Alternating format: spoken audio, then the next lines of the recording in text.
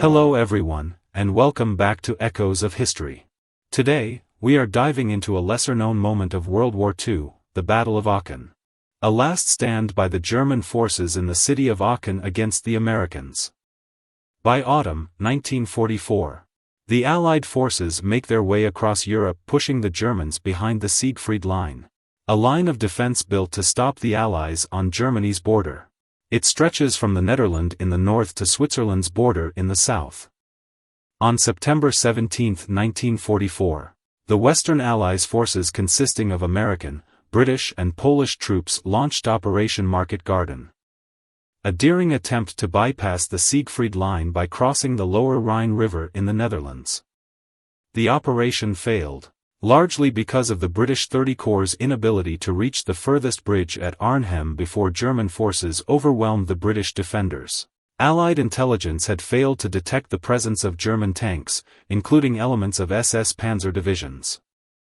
After Operation Market Garden, the Allied troops start experiencing major supply problems due to their supply lines being stretched for hundreds of kilometers, and that puts a halt in the Allied race towards Berlin. Now the Allied Supreme Command's new goal is the occupation of the Ruhr, Germany's industrial heartland situated near the Netherlands, behind the Siegfried Line.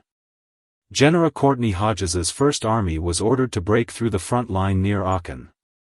The ancient and charming city of Aachen possessed limited strategic significance due to its lack of substantial involvement in wartime manufacturing and its population of approximately 165,000, which had largely been spared severe bombing by the Allied forces.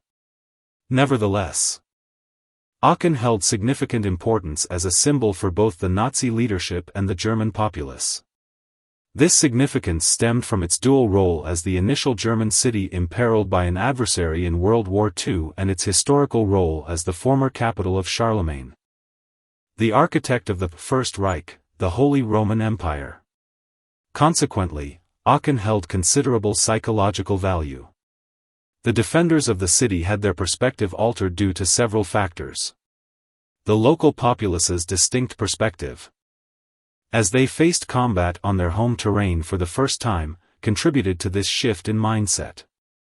This change was exemplified by a German officer's remark: "Suddenly, we ceased to be identified solely as Nazis, we became German soldiers." Aachen, along with its designated area along the front, was safeguarded by the Siegfried Line. This defensive structure comprised multiple layers of interconnected pillboxes, forts, and bunkers, all fortified with extensive minefields, dragon's teeth anti-tank barriers, and intricate networks of barbed wire entanglements. The responsibility of capturing Aachen was assigned to the 30th Infantry Division of General Charles Corlit's 19 Corps, supported by the attached 743rd Tank Battalion. Additionally, General Joseph Collins' 1st Infantry Division of the 7 Corps was tasked with this mission.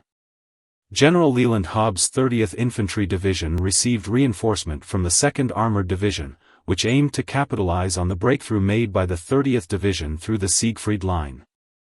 The security of their flanks was ensured by the presence of the 29th Infantry Division. In the month of October, General Friedrich Köchling's 81st Corps took on the duty of defending the Aachen sector. This corps consisted of the 183rd and 246th Volksgrenadier Divisions, along with the 12th and 49th Infantry Divisions.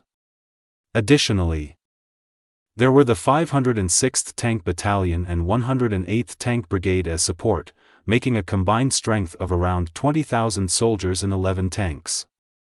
In the lead-up to the start of the American offensive, Allied heavy artillery focused on targeting German defenses around Aachen.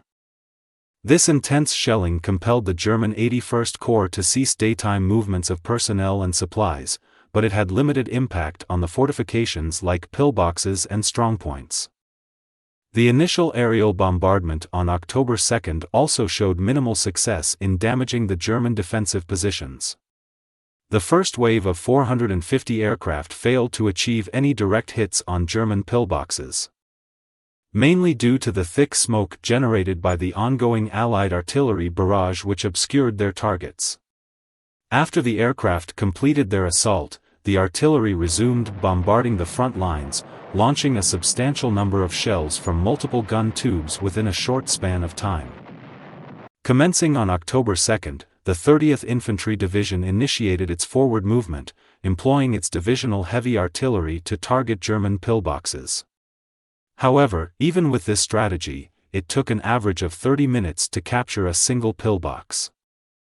The American forces quickly learned that they needed to promptly proceed to the next pillbox, otherwise, the Germans would mount counterattacks. The level of resistance encountered was more significant than anticipated, leading to a company losing 87 soldiers within an hour, while another company experienced a loss of 93 out of 120 soldiers due to a German artillery strike. As the attackers gradually managed to traverse the Worm River, they engaged the German pillboxes using flamethrowers and explosive charges. By the afternoon of October 2, portions of the 30th Infantry Division successfully breached the German defenses and reached Palenberg, where American soldiers engaged in close-quarters combat, fighting intense hand grenades battles house to house. In the southern sector, the 1st Infantry Division initiated its offensive on October 8 with the objective of capturing the town of Verlottenheide and Hill 231, known as Crucifix Hill, near Ravensburg. Their assault followed a massive artillery barrage, enabling them to swiftly secure their targets. At Crucifix Hill, Captain Bobby E. Brown, leading C Company of the 18th Infantry, personally disabled 3 pillboxes using pole charges. Despite sustaining injuries, he continued to lead his troops forward, ultimately earning the Medal of Honor for his actions. By October 10, the 1st Infantry Division had reached its designated position for coordination with the 30th Infantry Division. This success was met with a German counterattack focused on Hill 231, resulting in a fierce firefight. The battle concluded with the Germans suffering over 40 casualties and taking 35 prisoners. Despite the persistent German counterattacks impeding their progress, the 1st Infantry Division managed to capture the elevated terrain surrounding the city. On October 10, U.S. General Hubner issued an ultimatum to the German forces in Aachen, threatening to subject the city to bombing if the garrison did not surrender. However, the German commander flatly refused to surrender. In response, American artillery commenced bombardment on October 11, delivering approximately 5,000 shells, equivalent to over 153 tons of explosives, while the city also endured intense bombing by American aircraft. With the majority of its forces engaged in fending off German counterattacks and securing the vicinity around Aachen, the 1st Infantry Division had the capacity to assign just one regiment to the task of capturing the city. This responsibility fell to the 26th Infantry Regiment, led by Colonel John Seitz, but with only 2 of its 3 battalions available for the operation.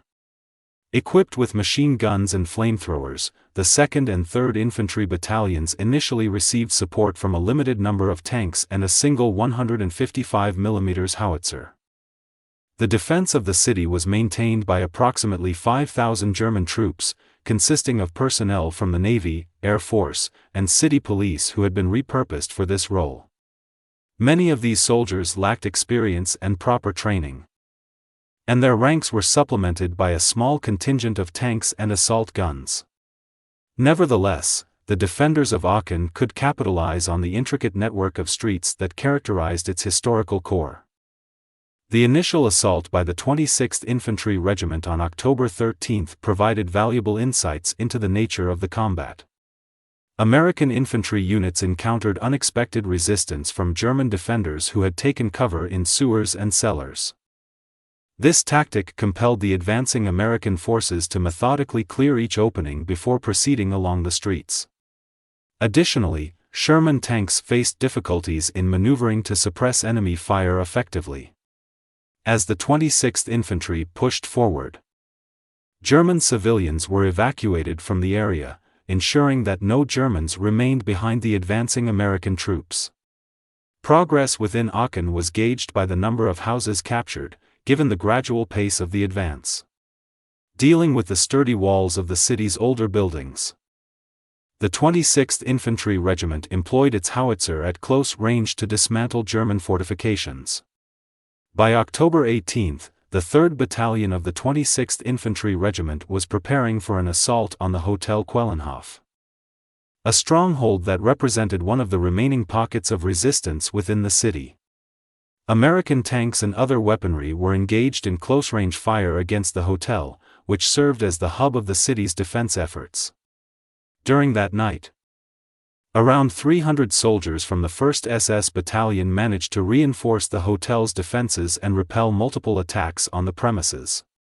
In a vigorous German counterattack, a portion of American infantry positions surrounding the hotel was overrun temporarily, alleviating pressure on the Quellenhof. However, this counterattack was eventually repelled by focused American mortar fire. On October 21, supported by a reinforced battalion from the 110th Infantry Regiment, soldiers of the 26th Infantry Regiment achieved the capture of central Aachen.